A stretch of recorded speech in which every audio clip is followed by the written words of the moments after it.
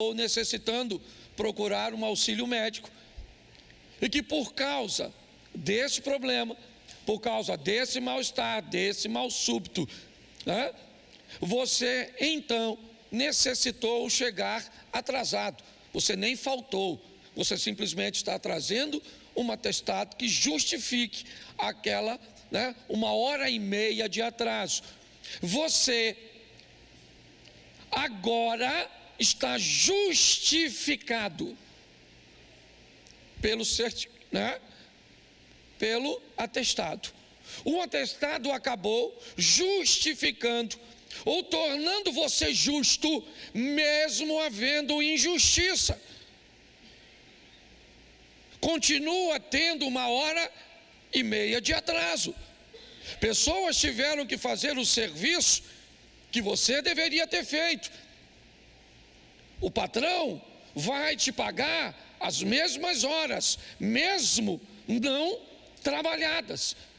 E por que tudo isso acontece? Porque alguém justificou você. Aqui você se torna um justo através de um documento que você carrega na mão. Quando nós estamos falando a respeito de pecado, é exatamente isso que Cristo fez. Quando nós estamos falando da intervenção de Cristo para transformar eu e você em justo, os nossos pecados, eles não são mentiras, eles não são ilusões, eles são uma realidade. Mas Ele nos justificou. Mas deixa eu ir além um pouquinho para lembrar você o que diz respeito também à dificuldade que o justo enfrenta para viver. Todas as vezes que você resolve ser alguém justo, ser alguém certo, alguém correto, agora usando a palavra justiça numa outra conotação, você precisa estar preparado para viver alguns dissabores. Bom, suponhamos que seu vizinho resolveu colocar um gato no relógio dele, ou uma ligação clandestina, tá certo? E anda fazendo um calor terrível, mas o ar-condicionado do seu vizinho, menino, como ele tem dinheiro para pagar aquilo, não desliga, os meninos ficam no computador. Bom, eu queria lembrar você que a companhia elétrica tem uma estrutura para medir a carga que saiu. E eu queria lembrar você que a companhia elétrica não vai ficar nesse prejuízo. Alguém vai pagar esse geladinho, certo? E quem é esse alguém?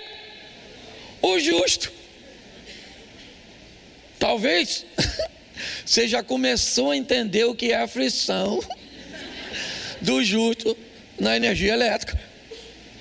Quando você deseja e vai fazer as coisas corretas, vivendo no ambiente onde nós estamos, inevitavelmente você vai ter que estar equipado, preparado pelo poder do Espírito Santo, dos anjos e de toda essa cobertura celestial que nós temos, graças a Deus, à nossa disposição pela graça do Eterno, a entender que muitas são as aflições do justo. Você não pode fazer um montão de coisas que os outros podem. Tu tem até vontade de falar. O outro te xinga, o outro faz, o outro não paga, o outro... Mas quando chega na tua vez, eu vou ser franco para você, você vai viver como Deus delineou, mas vai ser com aflição, porque para ser justo, o negócio é um grande desafio. Sim ou não? Não denuncie gato dos outros, tu é que paga, mas X9 é algo terrível, tá certo? Não, mas só estou te mostrando como é difícil. Isso é justo. Há um tempo atrás, um rapaz falou comigo: poxa, pastor, eu sou cristão, arrumei uma namoradinha, namoro direito, respeito menina, uma menina de família que eu estou querendo casar. Pô, pastor, ela ficou com outro menino. Procurei saber porque o menino faz coisa que eu não faço, passa a mão onde eu não passo, mostra as coisas que eu não mostro, certo? Porque o menino vive uma vida com justiça. E olha como é que ele está sendo envergonhado. Eu queria só que você fosse adaptando para você. Porque muitas vezes você vai sair de casa e vai encontrar as injustiças no trânsito, as injustiças nas filas, as injustiças em muitos lugares. E sua reação, certo? Sempre vai estar pautada em colocar Deus em primeiro lugar. Então eu queria preparar você para o sofrimento. Muitas, fala para quem está do seu lado assim: está preparado para sofrer, justo? As notícias hoje não são boas, mas faz você rever. Bom, segundo texto, Lucas 14, 28.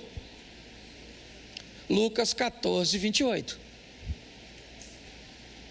Pois qual de vocês, pretendendo construir uma torre, não se assenta primeiro para calcular a despesa e verificar se tem meios para concluir? Presta atenção nesse texto, que eu quero refletir com vocês sobre ele. Já que eu falei que para viver na justiça é pesado, é desafiador, porque na vida do justo, o justo precisa estar preparado para muitas aflições. Esse texto diz que antes de querer ser justo, antes de querer andar com Cristo, antes de querer ser crente, é melhor você sentar e descobrir quanto custa. Antes de desejar fazer, antes de dizer um sim para Cristo, é muito legal você saber se você tem como pagar, se você está disposto a pagar o preço para ser esse cristão. Porque é isso, esse texto aí não está falando de torre, ele continua aparentemente falando de uma guerra, mas não está falando de guerra. Ele simplesmente está iniciando dizendo: aquele que quer ser meu discípulo, aquele que quer andar comigo, ele precisa estar intencionado em pagar o preço de andar com Cristo. Essa é a grande verdade. Tem muita gente que vem para a igreja e não sabe quanto custa. Não sabe quanto custa rever seu vestuário. Não sabe quanto custa rever seu vocabulário. Não sabe quanto custa rever os ambientes que frequenta. As pessoas não têm noção do quanto custa.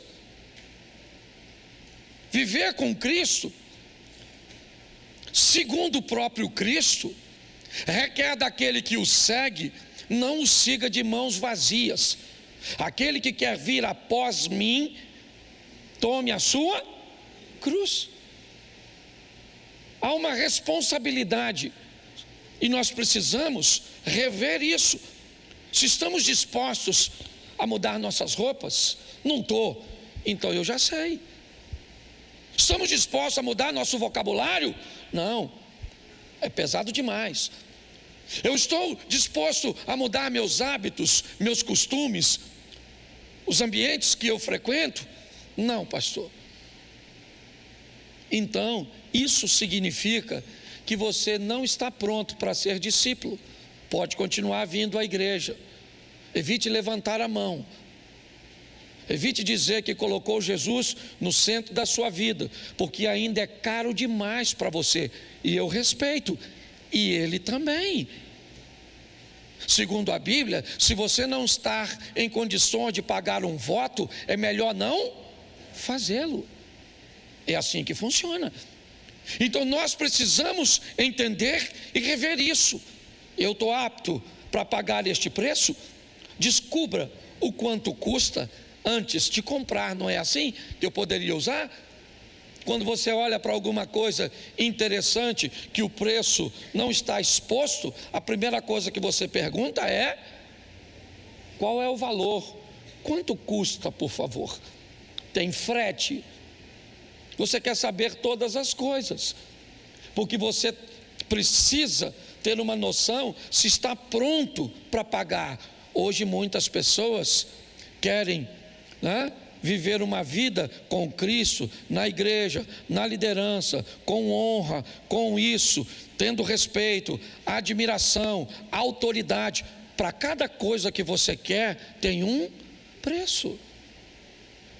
Existem lanchonetes que você vai pedindo os sanduíches e à medida do que você pede, o valor é acrescentado. Há um acréscimo mediante aquilo que você quer que esteja no seu sanduíche. Na nossa vida com Deus também funciona assim. Nós precisamos rever isso. Eu gostaria de ser admirado. Tem um preço. Eu gostaria de ser visto como alguém que tem conhecimento. Tem um preço. Eu gostaria de ser visto dessa forma, de ter isso, de ter aquilo. Então, para cada uma dessas coisas, tem um valor a ser cobrado de entrega, que nós precisamos ter esse entendimento. É assim que funciona. Antes de construir, antes de ir à guerra, descubra se você está apto para pagar. Você quer casar? Tem um preço. Um preço financeiro, um preço emocional, um preço espiritual, tem um preço. Você não gosta de dizer quanto custa, onde vai, nada disso, não tem problema. Só não pode casar. Você quer ter filho? Mas tem um preço, sim ou não? Você quer ter sogra? Tem preço. Você quer ter cunhado? Tem preço. É ou não é? Você quer ter vizinho? Tem preço. Não quer ter vizinho? Compra um negócio assim no ermo, longe dos outros. Posso ouvir um amém da igreja? Amém. Terceira coisa que eu acho importante nós olharmos com bastante cuidado, Mateus 7:6. Mateus capítulo 7, verso 6. Não deem aos cães o que é, nem joguem as suas diante dos, para que estes não as pisem com os pés, e aqueles que voltando-se não estraçalhem vocês. Preste atenção, porque eu quero fazer uma revisão desse texto também com você. Eu não sei como você olhou isso ao longo do tempo, mas esse texto diz duas coisas. Uma, tem algo de valor nesse texto. Nesse texto tem o santo e nesse texto tem as pérolas. Nesse texto tem duas coisas. Esse texto tem os cães e esse texto tem os porcos. O texto diz que alguém pega algo que é santo para si e entrega para um cão que não é capaz de reconhecer o que é santo. Alguém tem uma pérola ou algo que tem valor para si e entrega para um porco que não é capaz de reconhecer o valor daquela pérola. O texto diz que depois de ser entregue e aquilo que você deu de valor seja desprezado, uma confusão seja estabelecida e ela se desenrola aqui. Pastor, dá para falar isso de uma forma mais clara? É simples. Muitas vezes damos para o outro as nossas pérolas e as coisas que são valiosas demais para nós. Estou cansado de ouvir mulheres dizerem para mim o que são capazes de fazer nos seus casamentos por seus maridos, com uma entrega: e eu trabalho, eu faço isso, eu arrumo a cama, eu arrumo aquilo, eu faço comida. Ela está me mostrando suas pérolas, mas ela nunca parou para pensar se a pérola do marido é a mesma dela. Então entregamos para o outro aquilo que tem valor para nós, e quando o outro não é capaz de reconhecer o valor de uma pérola que não é dele, é sua, ficamos frustrados. Pastor, o que o senhor está querendo dizer? Eu estou querendo dizer que temos que ser mais assertivos. Aprenda com um indivíduo que para mim é extraordinário: o estelionatário. Observe uma característica do estelionatário. Antes de te abordar, ele tem na cabeça o que vai fazer. E o que ele vai fazer? Procurar falar tudo o que te agrada, tudo o que você quer ouvir, criar na sua mente um ambiente tão confortável, certo? Você pega um cara galanteador, pensa num Dom Juan. Ele pode odiar ir à praia, mas se ele descobrir que a mulher que ele quer conquistar gosta de praia, você pode ter certeza que ele vai mandar logo uma imagem daquele sol, certo, se pondo no mar, e aquela silhueta de um casal simbolizando ele e ela. É ou não é? E ele vai falar que gosta do sol, que gosta dos peixes, que assistiu Aquaman. Ele vai falar tudo, porque a proposta é. Aí eu te pergunto, querido, está aqui. O que ele está fazendo? Descobrindo suas pérolas, não as dele.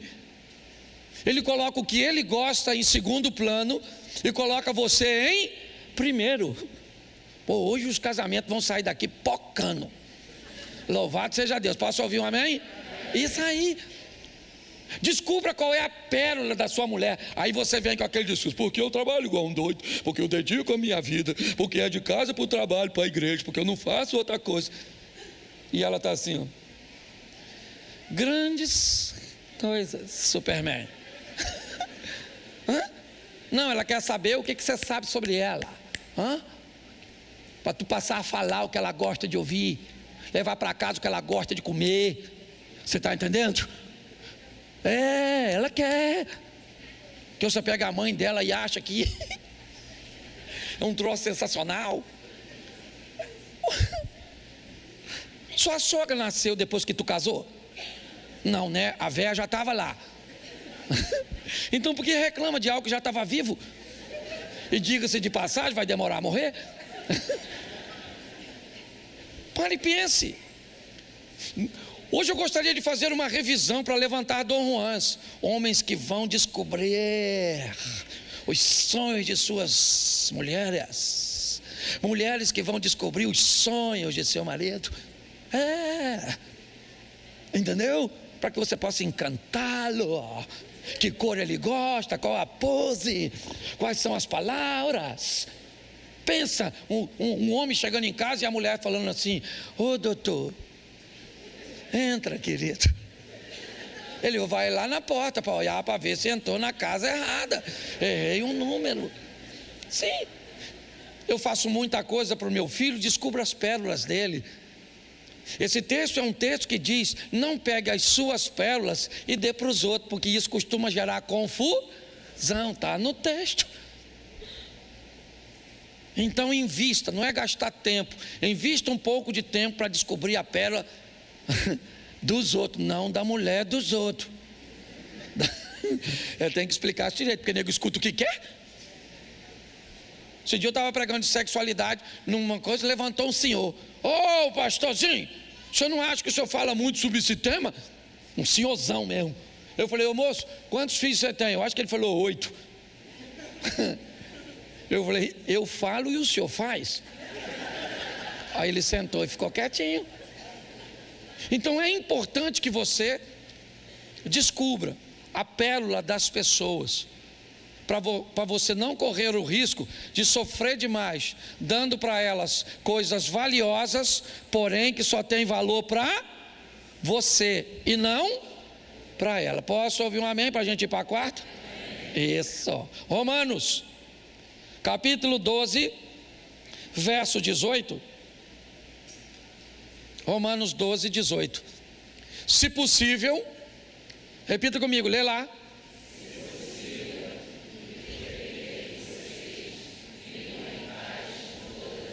Preste atenção nesse texto, porque ele também precisa ser revisto.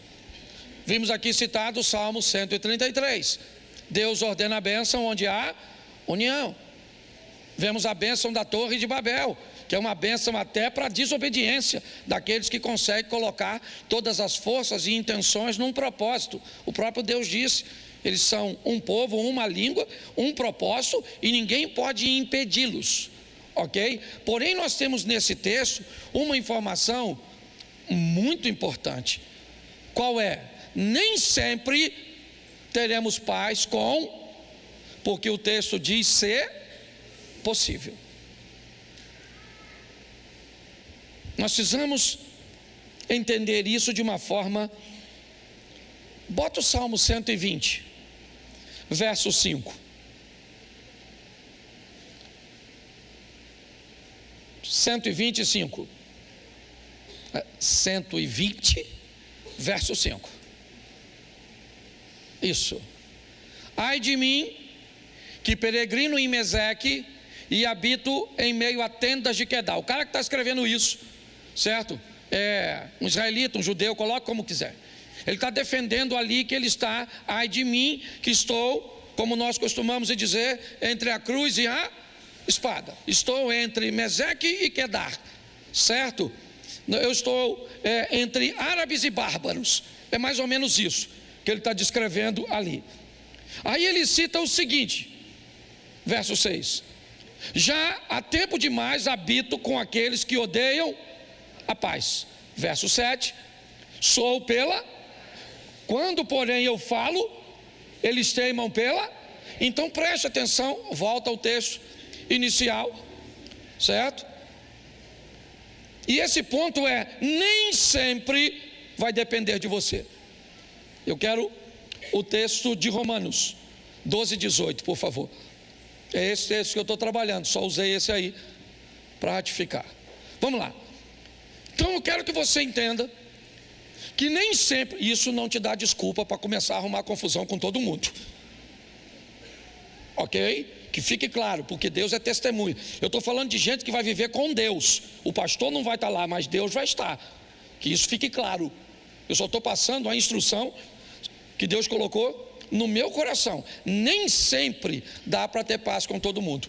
Você pode encontrar-se num ambiente, numa situação onde a outra pessoa, a outra parte está representada no Salmo 120. Eu falo pela paz, mas eles continuam tendo guerra. É assim que funciona. Então eu preciso passar isso para você, porque você precisa criar um sistema de segurança para entender quando você está em Meseque e Quedar, onde não há nada que você possa fazer que possa trazer a paz. Não há nada. Tem discussões em casa que não tem como achar paz. O ambiente de Meseque e de Quedar se estabeleceu um nervosismo, um desequilíbrio. E naquele momento, você pode até tentar em outra hora, mas naquela ocasião é assim que funciona. E nós precisamos lembrar disso, porque tentar ajustar alguma coisa nesse ambiente nunca se ajusta. E quanto mais se mexe, pior fica. Então, repita assim comigo: nem sempre depende de mim. Isso aí. Mas no que depender de mim, eu vou ter paz com todo mundo. Posso ouvir um amém? Isso, vamos para o próximo. Salmo 1, verso 1. Eu acho também que vale a pena refletirmos sobre isso, fazermos uma revisão. Primeiro salmo, o que ele tem para ser primeiro? Bem-aventurado aquele que não anda segundo o conselho dos ímpios, não se detém no caminho dos e nem se assenta à roda dos... Preste atenção, porque esse texto é sensacional. Ele é um texto que traz à nossa memória a necessidade de redefinirmos nossas companhias e influências. Ele diz: bem-aventurado aqueles, certo? Que não andam segundo o conselho dos, não se detém no caminho dos, nem se assenta à roda dos. Isso aí.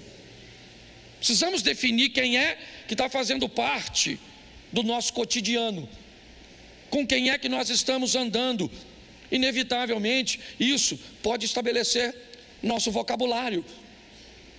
Comece a andar com quem fala palavrão, ou perto de quem faz isso, e é só uma questão de tempo, até você notar que você também está falando.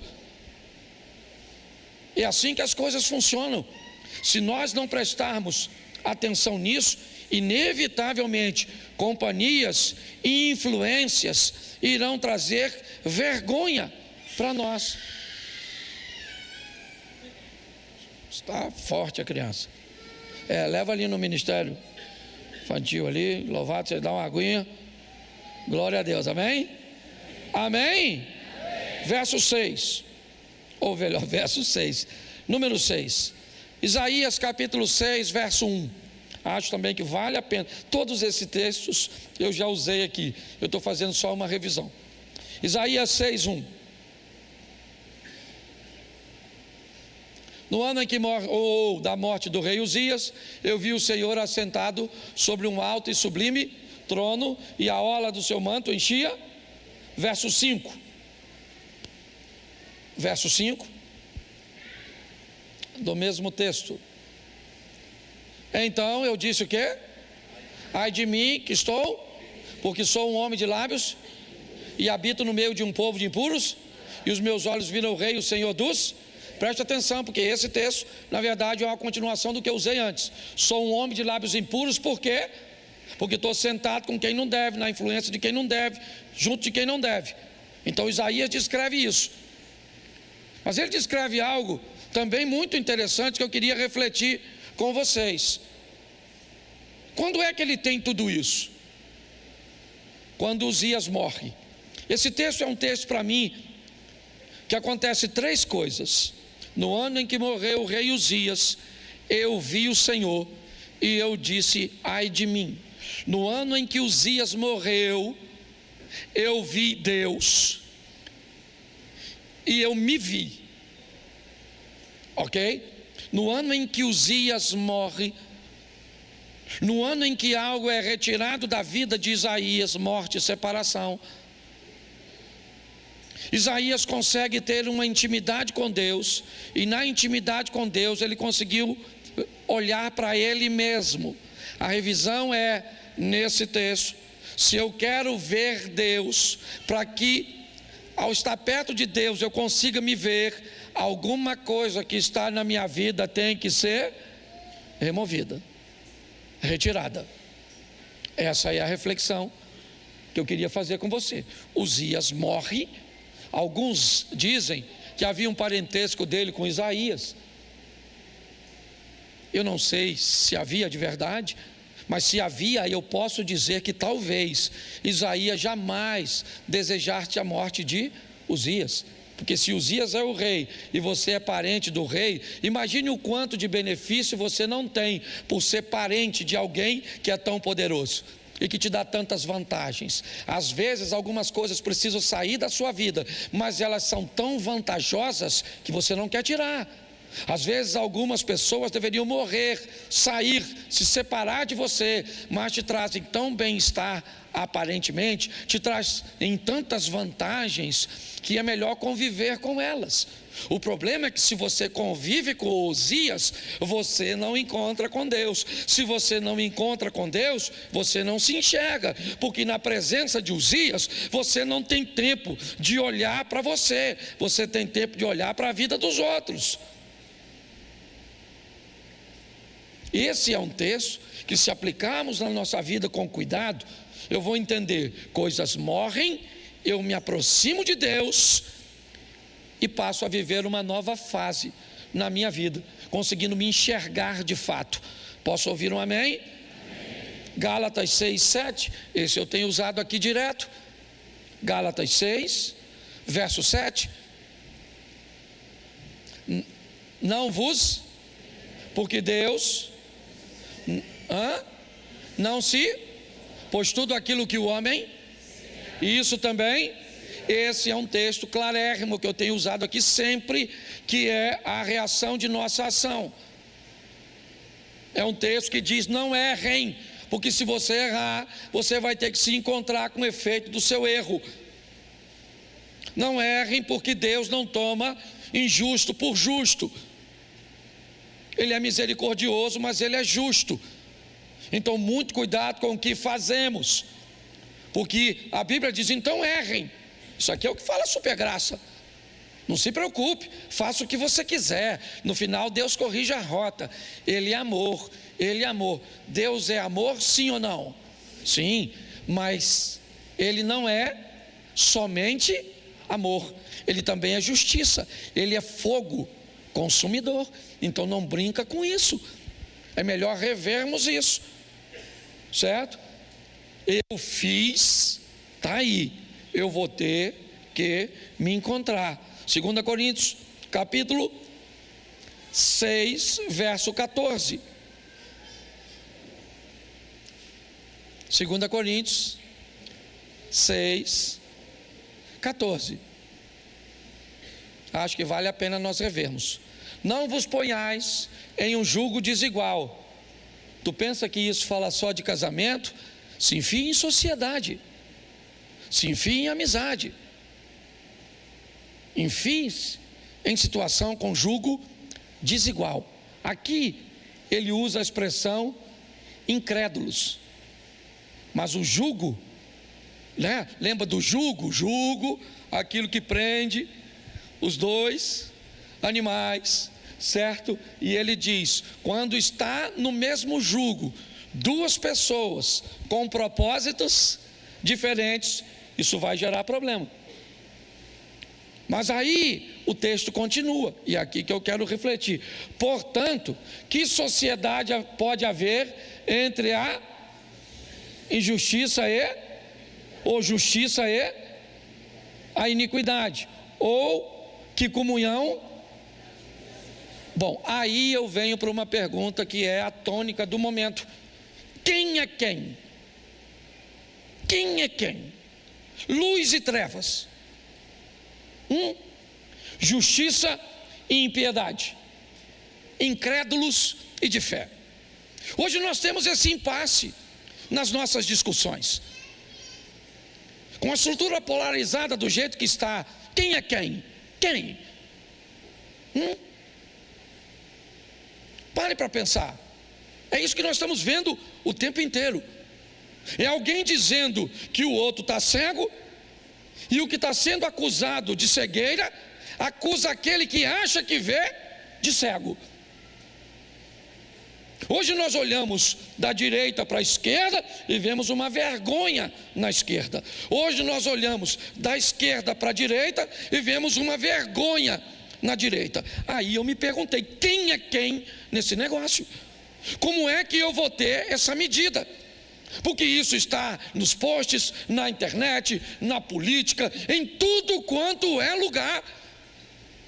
Nós temos as trevas chamando luz de trevas, e nós temos a luz, certo? Chamando treva de luz. Está tudo bagunçado. Então o texto diz aqui: que comunhão? Não tem. Nós já sabemos que quando uma chega, a outra vai embora. Mas que critério eu vou ter? Quando eu digo que alguém é trevas, qual é a base que eu tenho para dizer isso? Talvez essa seja a grande pergunta. Quando alguém disser assim: você está cego, você está em trevas, não estou aqui defendendo nem direita nem esquerda, não é isso, estou falando para cabeças pensantes. Vou dar para você, certo, o princípio de avaliação nosso. Você está numa igreja onde a base é bíblica, certo? E ela é o ponto de avaliação. Se não for, deleta, porque essa mensagem não é para você. Se você quer descobrir o que é trevas e o que é luz. Veja a maneira que a pessoa vive, fala e faz à luz da Bíblia. Esqueça se ela diz que é da luz. A Bíblia diz que Satanás tem a capacidade de, mesmo sendo trevas, se transformar num anjo de luz e continuar em trevas, mas com aparência de luz. Então é mais do que aparência, é mais do que uma Bíblia, um hino, é mais do que uma roupa, é muito mais. Precisamos rever isso, porque senão corre o risco de você criar um problema sério no ambiente religioso, se frustrando com Satanás, ou quando um de seus discípulos vestido de luz. Nós precisamos rever. Então quem é quem? Não é quem fala, não, é como vive, é quais são valores, princípios. É assim que funciona. Desculpe o que eu vou falar aqui, mas eu estou falando à luz da Bíblia. Estou pedindo desculpa, mas é uma desculpa meio que linguagem figurada, certo? Você é a favor de aborto? Não precisa responder, por favor, não estou querendo expor ninguém a nada, certo? Segundo a Bíblia, trevas ou luz? Isso, segundo a Bíblia. Não quero saber o que você pensa. O que você pensa, ó, beijinho no ombro. Estou falando aqui, Bíblia. Aborto, a favor, segundo a Bíblia, trevas ou luz? Isso aí. Adultério, trevas ou luz? Fofoca, trevas ou luz? Isso aí. É assim que funciona. Então a gente dá uma olhada e descobre quem é quem. Já deu para localizar tudo. Esquece o outro, lembra? Passagem anterior, eu vi o Senhor e me vi. Para de olhar a vida do outro. Aí você já deu uma olhada para o irmão, falou, aquilo lá é treva. É assim que funciona. É importante nós olharmos quem é quem. Você descobre quem é quem, certo? Dando uma olhadinha em quem é luz e quem é. Isso aí. 9, falta só 2, estou acabando já. 2 Samuel, capítulo 16, verso 9. 2 Samuel 16, 9. Então Abisai, filho de Zeruia, disse ao rei: por que amaldiçoaria este cão morto ao rei, meu senhor? Deixa-me passar e lhe tirarei a cabeça. Preste atenção, porque esse é um texto que eu quero falar, que precisa ser revisto, sobre sofrer com dignidade. Sofrer com dignidade. Sua mulher foi embora, você sofre ou não? Sim ou não? Mas sofra com dignidade. Você perdeu um emprego que era fantástico, que você amava, o que você mais gostava de fazer, você sofre ou não? Mas sofra com dignidade. Você perde um filho, seu filho nasce de uma forma que você não esperava, você vai sofrer sim ou não? Mas sofra com dignidade. E a dignidade no sofrimento é não se rebaixar, é não se desesperar, é não desistir, é sofrer com dignidade, com postura. Seu cônjuge foi embora, vai doer, às vezes vai embora com outro, é humilhação, é terrível. Tem que olhar para a sociedade, para os parentes. Não sofrer, né? Não é uma opção para você. Agora, não se permita se tornar ridículo. Não se permita sofrer de uma tal forma onde as pessoas tenham pena de você. Não é assim. Está aqui, ó. Esse é um texto. Talvez você nunca se deparou e nem sabe o contexto dele. Eu vou falar para vocês. Davi, ele assume o trono. Um trono deixado, na verdade, por um homem da tribo de Benjamim, Saul. É lógico que com a queda de Saul, a família de Saul, que tinha privilégios por ser familiares do rei, agora não gozam mais de tais privilégios. E pior, já descobriram que o novo rei não é tão santinho assim. É alguém que não matou o rei para tomar o lugar dele, mas matou a mulher de um homem de confiança e a engravidou. Esse é Davi. Então Davi vem passando, e Simei, que é parente de Saul, começa a espraguejar, começa a amaldiçoá-lo, e pior, taca pedra nele, com provocação, falando de tudo que Davi fez.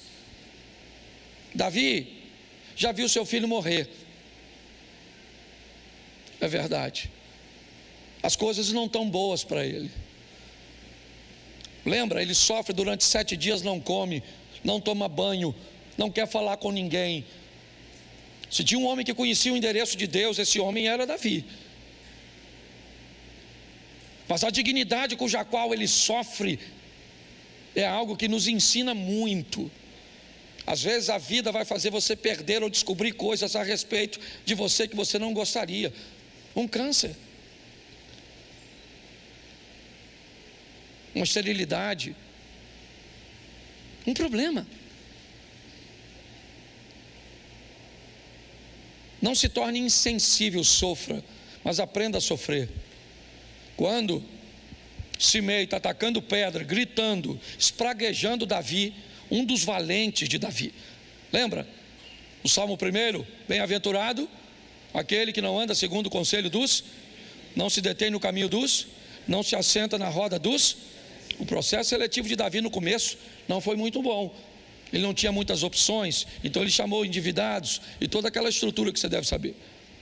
Mas ao longo do tempo, ele transformou esses caras em valentes. E Abisai diz a Davi: quem é esse infeliz, esse cão, um cão morto?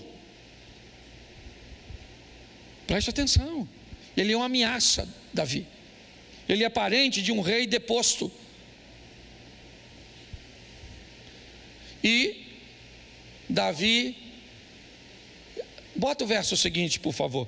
Eu acho que foi o seguinte que eu coloquei aqui. Está no... Deixa o 10 mesmo. Respondeu o rei: que tenho eu convosco, filhos de Zeruia? Certo? Ora, deixai-o amaldiçoar, pois se o Senhor disse, lhe disse: amaldiçoai a Davi, quem diria? Porque assim fizeste. Eu gosto dele. Um de seus homens disse: eu vou matar esse cara agora, que está gritando, amaldiçoando.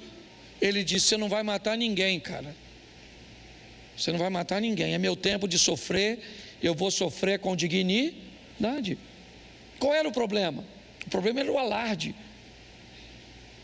Tá, Davi está passando. Tá bom, está passando. Mas tem alguém gritando, dizendo quem é que está passando, o que fez. Mas ele é alguém, sabe, que sabe sofrer com dignidade. Mas preste atenção, no primeiro livro dos Reis, no capítulo 2, no verso 8. 1 Reis 2, 8.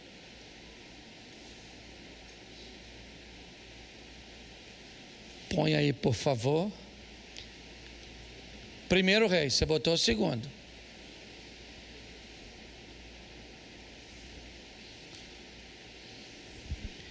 Eis que também contigo está Simei, filho de Gera, filho de Benjamim, de Baurim, que me maldisse com dura maldição no dia em que eu ia a Manaim.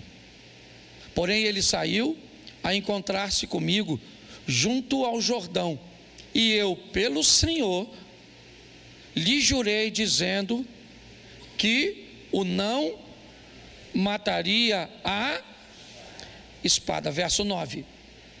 Mas agora não tenhas por inculpável, pois é homem prudente, e bem saberás o que lhe há de fazer, para que as suas cãs desçam à sepultura com sangue. Preste atenção nisso aqui, porque é muito importante. Simei persegue Davi, ele amaldiçoa Davi, e Davi disse: eu não vou matar esse cara, ele é a correção de Deus para mim, ele é para manter na minha memória o que eu fiz e quem eu fui, independente de quem eu seja hoje. Nunca perca a memória, da memória quem um dia você foi. Se você tirar da sua memória quem você foi um dia, você corre o risco de se tornar para lá, ou de retornar para lá. Mas quando Davi está passando o cetro para Salomão, ele vai dizer para o filho dele: eu fiz coisas e tenho habilidade e força para lidar com um cara como Simei, você não tem. Então você não tenha Simei como inocente. Está na hora de você agir, e a hora é agora. Verso 36, ainda do mesmo capítulo. Você pode pensar que Salomão matou Simei, não é? Que foi isso que Davi disse. Depois mandou o rei, agora Salomão, chamar Simei e lhe disse: edifica-te uma casa e habita aí, e daí não, nem para uma parte, nem para... Preste atenção aqui, reveja que tem pessoas que você não precisa matar, mas tem que colocar num lugar seguro, uma distância segura da sua vida, das suas coisas, dos seus negócios, do seu ministério. Reveja se talvez a contaminação de uma religiosidade exacerbada não fez você desistir de classificar e de posicionar pessoas na sua vida, e talvez por isso você sofra tanto, sempre tendo dissabores com relacionamentos. Salomão pegou e disse: Simei, vem aqui, faz uma casa para você lá em Jerusalém, faz lá em Jerusalém, e você vai viver lá até o último dia da sua vida. Fique lá, não saia para lugar nenhum, eu não quero ver você de novo, eu não quero. Olha só, ele teve um problema, depois você lê que não dá para eu ler tudo, que eu vou para a 10ª aqui já. Sabe o que ele fez? Sumiram algumas coisas dele, uns servos, aquela coisa toda. Sabe o que ele faz? Ele vai procurar, e alguém avisa Salomão que Simei não cumpriu o combinado, ele quebrou a regra, sim ou não? E ele morreu. É importante nós entendermos isso. Nunca esqueça de amar pessoas, e por favor, não costuma amar, não misture amar com gostar. Não misture amar com estar perto. Não misture. Você pode estar longe da pessoa, amá-la, enviar recursos, orações, coisas materiais, ligações, coisa extraordinária. Pode viver na mesma casa e não amar droga nenhuma, tratar mal, certo? E tantas outras coisas. Cuidado com isso. Eu acho que vale a pena nós observarmos e revermos que muitas vezes teremos pessoas que precisaremos colocar essas pessoas numa distância segura. E para terminar, Gálatas 6:9. Independente da distância, Gálatas 6:9 é o 10º. E não nos cansemos de fazer porque a seu